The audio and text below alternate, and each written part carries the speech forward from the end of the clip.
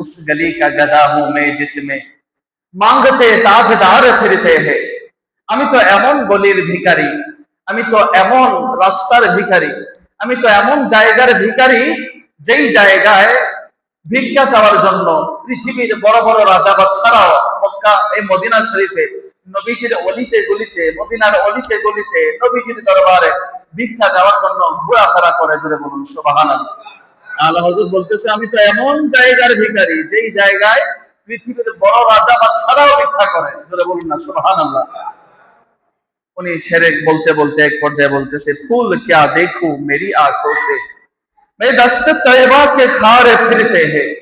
মদিনার ফুল আমি কিভাবে দেখব? মদিনার ফুল দেখার সৌভাগ্য, দেখার মতো পবিত্র চোখ আমি আলা হযরতের নাই।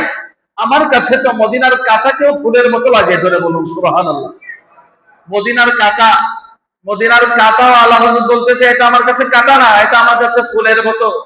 মদিনার রাস্তায় হাঁটতেছে আলা হযরতের পায়ের মধ্যে, ইমাম আহমদ রাজা খানের পায়ের মধ্যে কাঁটা বিঁধেছে, কাঁটা বিঁধে গেছে, কাঁটা ঢুকে গেছে। কাঁটা পা থেকে খুলে এনে চুমু খেয়ে কান্না করতে শুরু করে দিয়েছেন। জোরে বলুন সুবহানাল্লাহ। কান্না করতেছে আর বলতেছে এই খারে সেহরায়ে মদিনা, এই খারে সেহরায়ে মদিনা পাও মে क्या काम तुझे आओ ए आओ मेरी जान आ दिल में है रास्ता तेरा। জোরে বলুন সুবহানাল্লাহ। আলা হযরত বলতেছে ও মদিনার কাঁটা, পায়ের মধ্যে তোমার কি কাজ?